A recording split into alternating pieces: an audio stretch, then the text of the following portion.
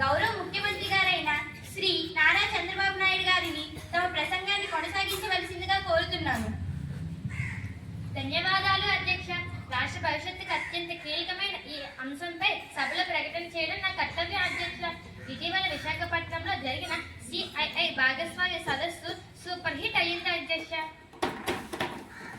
కేవలం 3 రోజుల్లోనే 613 ఒప్పందాలు కుదిరాయి అధ్యక్ష.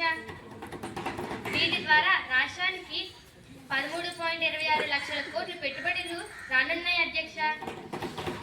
దీనివల్ల 16.31 లక్షల మందికి ఉద్యోగ అవకాశాలు లభిస్తాయి అధ్యక్ష. పెట్టుబడిదారులలో దెబ్బతిన్న విశ్వాసాన్ని పునరుద్ధరించడం వల్లే ఇది సాధ్యమైంది అధ్యక్ష. ఈ ఒప్పందాలన్నీ 3.5 ఏళ్లకే ఆచరణలోకి తెచ్చేందుకు అన్ని జాగ్రత్తలు తీసుకున్నాం అధ్యక్ష. వచ్చే 5 ఏళ్లలో 50 లక్షల ఉద్యోగాలు కల్పించామన్నదే మా లక్ష్యం. ఈ ఘన విషయానికి సహకరించిన ప్రతి ఒక్కరికి ధన్యవాదాలు.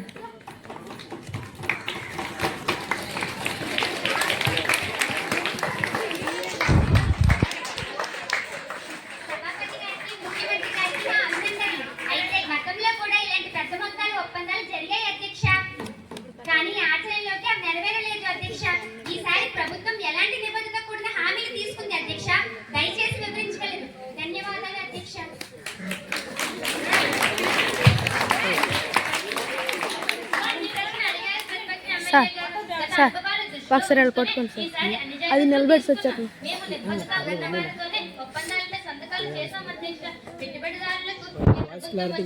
ఇబ్బంది ఉండకూడదని నమ్మకం కలిగించేందుకు ఎస్కో ఖాతాలు ఏర్పాటు చేస్తున్నాం అధ్యక్ష. పరిశ్రమల నిర్మాణం మొదలయ్యాక వారి నుండి ప్రభుత్వానికి వచ్చే జిఎస్టీలో 60 నుండి 80% ఎస్కో ఖాతాలో జమ చేస్తాం అధ్యక్ష. ఈ పెట్టుబడిదారులలో నమ్మకాన్ని పెంచుతుంది. మాటలనే కాదు అధ్యక్ష, చేతలో చేసి ఇన్ఫర్మేషన్ టెక్నాలజీ, విద్య మరియు గ్రీన్ ఎనర్జీలపై మంత్రి ప్రకటనలు.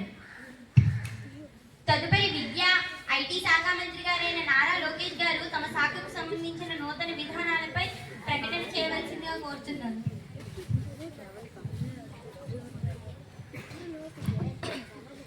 ధన్యవాదాలు అధ్యక్ష. మా లక్ష్యం ఏపీని దేశానికి టక్ రాజధానిగా తీర్చిదిద్దడం అధ్యక్ష. 2029 నాటికి ఏపీని ఇన్నోవేషన్ రాష్ట్రంగా మార్చి 20,000కి పైగా స్టార్టప్లను ఏర్పాటు చేయుచున్నాం అధ్యక్ష. ఇన్ఫర్మేషన్ టెక్నాలజీ రంగంలో 90 నుండి 95% ఉద్యోగాలు రాష్ట్రానికి చెందిన వారికే వస్తాయని స్పష్టం చేస్తున్నాను అధ్యక్ష. అమరావతిలో క్వాంటమ్ వ్యాలీ ఏర్పాటు చేస్తూ 3 ప్రాంతాల్లోనూ 3 ఎకనామిక్ రీజియన్లను అభివృద్ధి చేస్తున్నాం అధ్యక్ష. అంతేకాకుండా రాష్ట్రంలో 160 గిగావాట్ల గ్రీన్ ఎనర్జీని ఉత్పత్తి చేయాలని లక్ష్యంగా పెట్టుకున్నాం.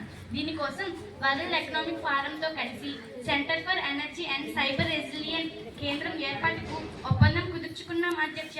ఈ విధంగా గ్రీన్ ఎనర్జీ ద్వారా డేటా సెంటర్ల విద్యుత్ సవాళ్లు ఎదుర్కొంటాం అధ్యక్ష.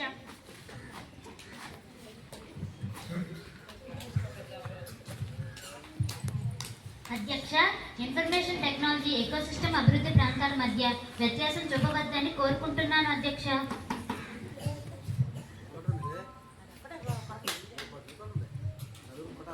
ప్రాంతాల మధ్య విభేదాలు సృష్టించవద్దని దయచేసి కోరుతున్నాను అధ్యక్ష.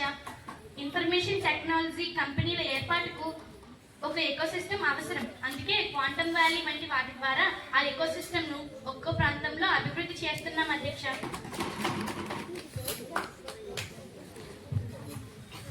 పర్యాటక వ్యవసాయ శాఖల ప్రకటన. తదుపరి పర్యాటక శాఖ మంత్రి గారైన కర్నూలు దుర్గేష్ గారు తమ శాఖ లక్ష్యాలపై ప్రకటన చేయవలసిందిగా కోరుతున్నాను.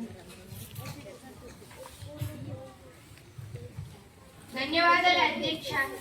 విశాఖ నగరాన్ని మీటింగ్స్, ఇన్సెంటివ్స్, కాన్ఫరెన్స్, ఎగ్జిబిషన్లకు క్యాపిటల్ ఆఫ్ ది సౌత్ గా తీర్చిదిద్దుతాం అధ్యక్ష. మా లక్ష్యం 2047 నాటికి ఏపీని ప్రపంచ పర్యాటక కేంద్రంగా మార్చడం అధ్యక్ష.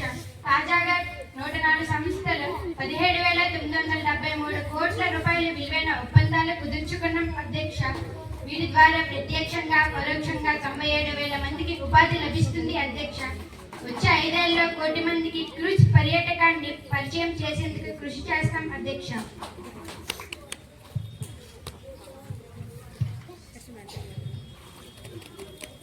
ఇప్పుడు వ్యవసాయ శాఖ మంత్రి గారైన అచ్చెన్నాయుడు గారు ప్రకటన చేయవలసిందిగా కోరుతున్నాను.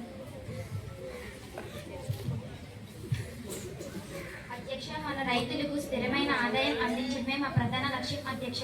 ఎరువులు, పురుగుమందుల వాడకాన్ని తగ్గించి నాణ్యమైన ఉత్పత్తులు అందించడమే ముఖ్యమంత్రి గారు ప్రకృతి వ్యవసాయానికి ప్రోత్సహించారు అధ్యక్ష.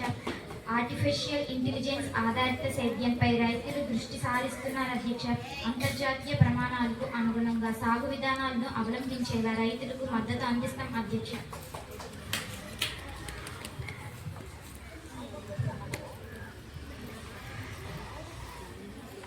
సభ వాయిదా.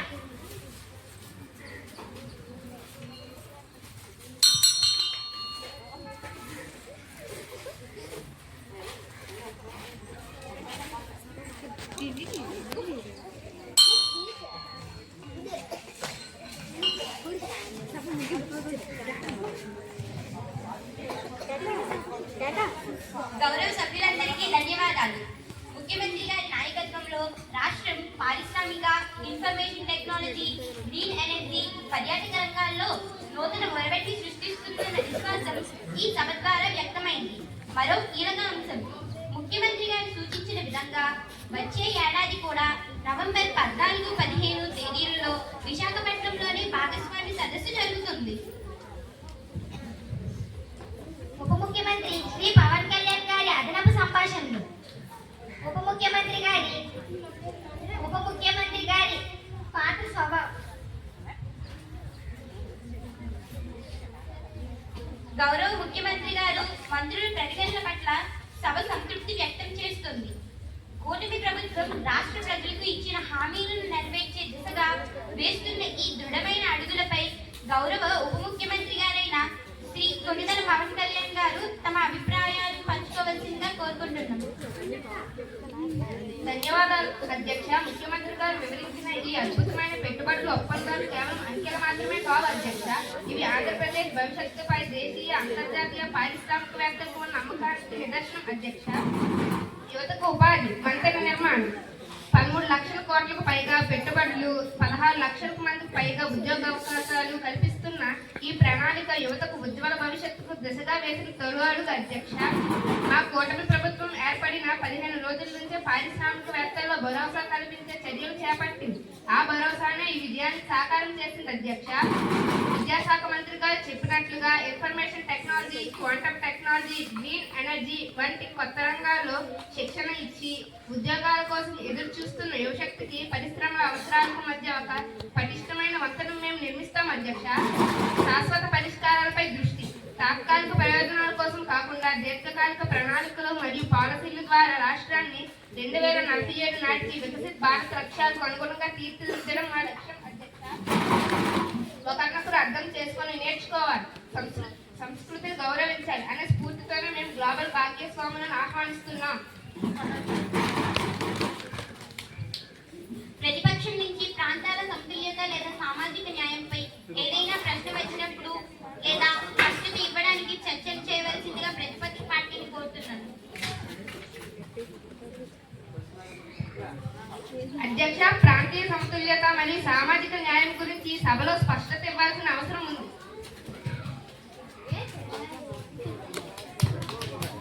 ధన్యవాదాలు అధ్యక్ష. మా ప్రభుత్వం పెట్టుబడులకు సంబంధించిన అన్ని ప్రాంతాలకు సమాన ప్రాధాన్యం ఇస్తుంది అధ్యక్ష. ముఖ్యమంత్రి గారు ప్రకటించిన విధంగా రాయలసీమలో కేంద్రంగా రేవంత్ కమిటీ 1200 కోట్ల పెట్టుబడులు పెడుతుంది అధ్యక్ష. రాయలసీమలో డ్రోన్ ఎలక్ట్రానిక్ సిటీలు, అనంతపురం జిల్లాలో హార్టికల్చర్ మెగా ఫుడ్ పార్క్ వస్తుంది అధ్యక్ష.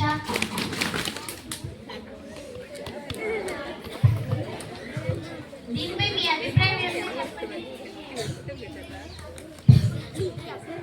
3 ప్రాంతాల్లో 3 ఎకనామిక్ రీజియన్లు అభివృద్ధి చేయాలన్న మా లక్ష్యం సుస్పష్టం అధ్యక్ష. సామాజిక న్యాయం, మహిళా సాధికారత ఈ అభివృద్ధి ప్రయాణంలో మహిళలు కీలక పాత్ర పోషించాలి అధ్యక్ష. 1,00,000 మంది మహిళలను వ్యాపారవేత్తలుగా తయారు చేయడమే ప్రభుత్వ లక్ష్యం అధ్యక్ష. ఇన్నోవేషన్ పాలసీల గురించి మహిళలకు అవగాహన పెంచడం ద్వారా వారు అడుగుపెట్టే ప్రతి రంగంలో